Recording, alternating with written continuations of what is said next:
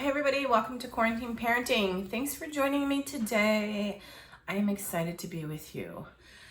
So here we are again together. If you're joining me for the first time, my name is Dr. Courtney Pegram and I create these daily scrappy videos just for you and for me. I like to sometimes find new resources, tips, or resources, and I want to share with you what I find out or what I've been using. So I've added a component to the Quarantine Parenting channel where I've been interviewing people, experts, about things to do to help us.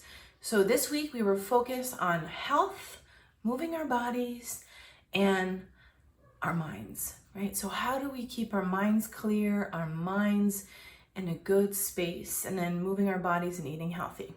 So with that said, I wanted to recap all the interviews that I shared and then kind of pull out the strategies that I find are super helpful, or that maybe you heard and you're like, oh, that's great, or you haven't, so you can go back and watch the interview.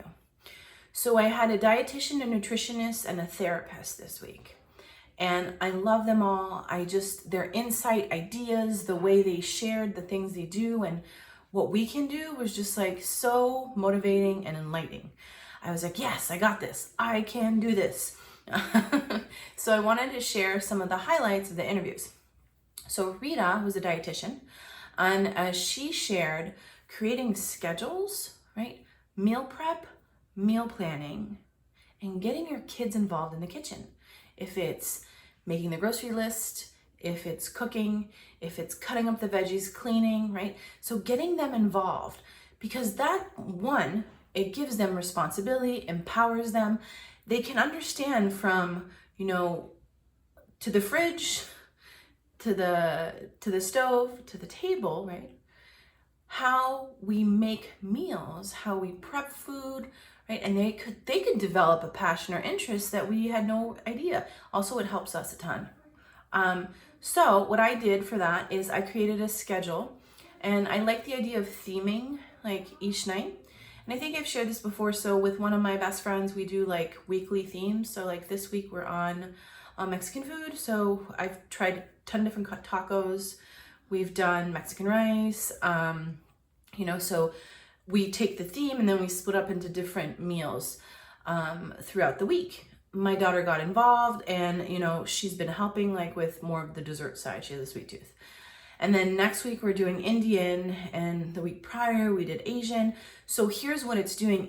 I have to research the recipes. So I use Pinterest or All Recipes app, and then I write out all the ingredients. I have my daughter help me, and then I save the picture, and then my husband like pulls out the how to cook everything. He starts prepping, so we're all involved in the process. So I really loved her idea. What I want to recap too is her story about what we're saying to ourselves out loud in our house and our kids might be hearing. Especially if we've put on a little weight during quarantine and we're feeling a little down about our bodies, we need to pay attention to what we're saying, right? Our kids hear us, especially if they look like us or they want to be us or they love us so much.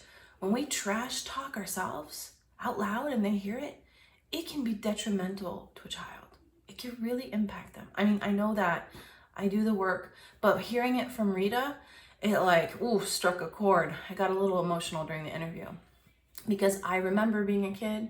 I remember hearing that stuff, and I am trying to be as conscious as I can because it comes from home, right? The stuff that we say, the kids, they will repeat. So I think it's really important. And in closing with her, I really loved how she scheduled things out, created consistency and structure. So kids know what they're gonna have for the day, just like school lunches, right? I don't know if you remember, but I was kind of excited every week to see what school was serving when I was in school as a kid, and there was some consistency in the meals. So doing that at home can create excitement. So theming daily was another one that I loved. Taco Tuesday, Taco Week, and then you can do a special evening, or you can do, like for us, Friday night is Pizza Life. So yes, you heard me, Pizza Life. It's my daughter's idea. So we have this routine every Friday that we do, and so she gets excited for Fridays. And then having that is really helpful for us. So I hope that you can use some of those tools that Rita shared. Loved them. The second person I interviewed is the most amazing therapist. Her energy, her ideas, like her strategies, like I was so impressed.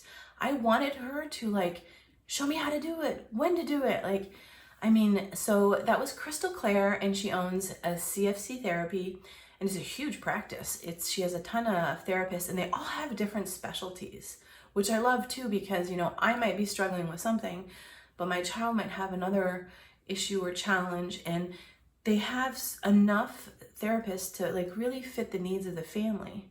And they really believe in relationships, which that's my jam. So I was so grateful to have her. You know, I was eating up everything she was saying, and I wanted to share with you the key points of her interview. So the 5 truths is like when you're really having anxiety, problems getting through the day, and you're starting to make up stuff in your head, right? And you got to go back to what are your 5 truths? What is 5 facts, truths, right? That is happening in this moment, right? And it creates that feeling of being grounded. Because when there's a lot of uncertainty, our minds play things out like worst case scenario, and we go down a rabbit hole and it doesn't feel good. It increases our anxiety. So that just like rung true for me. It's like, you know, and I shared that sometimes what I do is I'll play out a scenario with my husband, worst case, until I realize how ridiculous, because I'm like, so then if this happens and this happens and this, if, and none of that has happened. So I'm making stuff up in my head that creates anxiety. So finding my truth can really create calming, get me back grounded, and like, here I am now in this moment. The other strategy that I love is creating throughout the day, if it's I would say like a worry time. Worry time, like, so I use talk time. I do talk time with my daughter. But I like her idea of like specifically calling like worry time or time out to worry, or just whatever title you need to put on it. You can say like titles. The idea is each day for like 10, 15 minutes, you stop what you're doing, and at the same time every day you talk about the worries, the concerns that you have with your family, with your friends maybe, but it has to be a safe, calming place. No judgment, right? No shaming, but just a place to talk about your worries. So what you're doing is you're letting your worries out in a safe place, and it's contained, so then it doesn't follow you for the rest of the day. And or you get to, when you feel anxiety, stress, fear, you'd be like, oh, I'm getting worried. I can't wait to talk about my worries during worry time. It's brilliant. So we do that in Bulldog in a different setting. So when it comes to addressing drama in school, so we have peace circles. And here's where the correlation is. I found that my kids, you know, working with them weekly, they would actually wait till I showed up to talk about something. But it wouldn't bother them all week. They'd be like, oh, okay, gotta talk about this on Friday. Wrote it down, put it away, and on Friday they brought it back. So it clears your mind. So when you're really stressed out, okay, maybe you create a worry board or a worry jar, and you have your kids, or you write it down, put it in the jar, put it on the maybe the worry wall, and then bring it to the meeting. And when you talk to your family, here's the things that have been coming up today. Because letting it out, writing it out was really helpful for us, out of mind, out of sight. And let's address it in a safe, contained space and talk about it for that amount of time. And then after those 15, 20 minutes, a timer goes off, boom, okay? Transition yourself out and your family out of the worry time and have a planned activity, something fun, something to look forward to. I thought that was super duper brilliant. I was like, yes, because you don't want to stay stuck in that uncertainty, the fear, the anxiety, and you don't want your kids stuck in it too. So having something to look forward to is super helpful. I know that my daughter is more likely to finish all her homework and do everything if she has something to look forward to. So creating those planned activities after worry time is the key to really getting out of the funk, right? And then also having structure, repetition, and consistency on the worry time is perfect because every day they know at this time they get to talk about it. So they'll bring their concerns. And over time, you might not have to do it every day and start doing every other day. But it's really helpful. Right now in this moment, we need to talk it out. And we need to feel safe when we talk it out. You don't want to be shamed, judged, put down.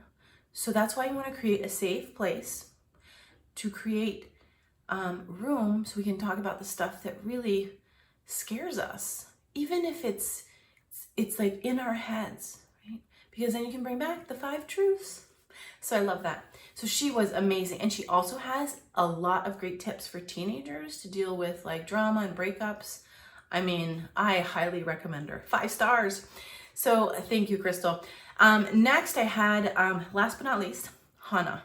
Now, this woman, just talking about her, I'm like, I get chills because I just loved her energy, her support.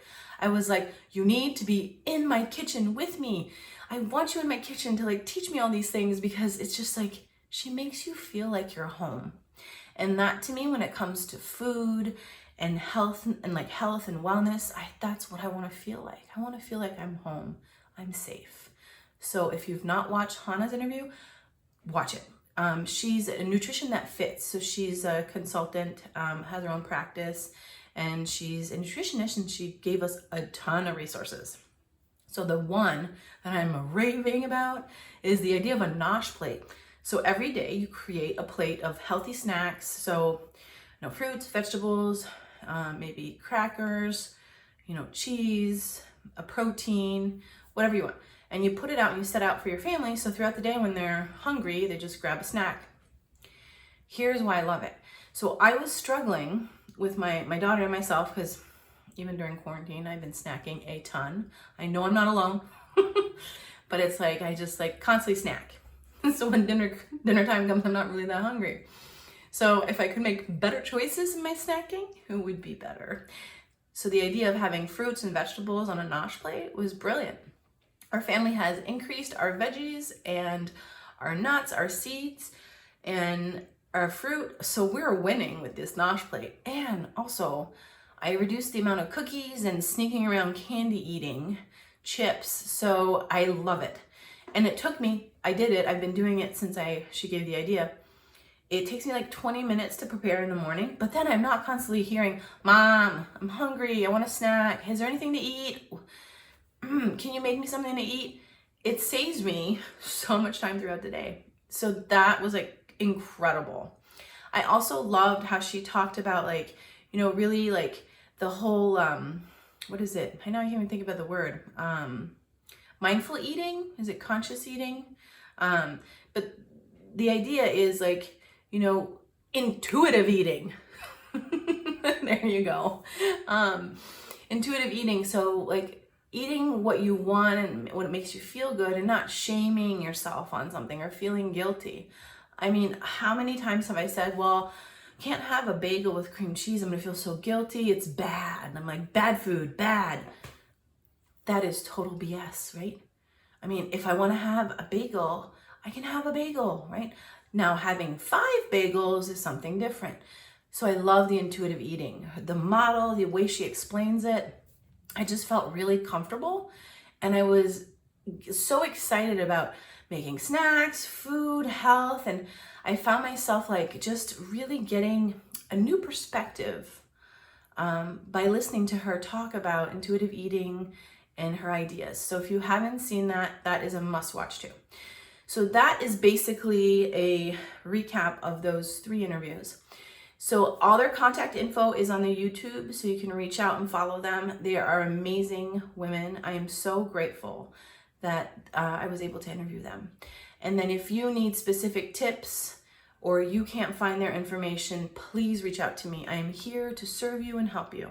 I hope this recap was helpful, and I'll see everyone tomorrow. Okay, thanks. Bye.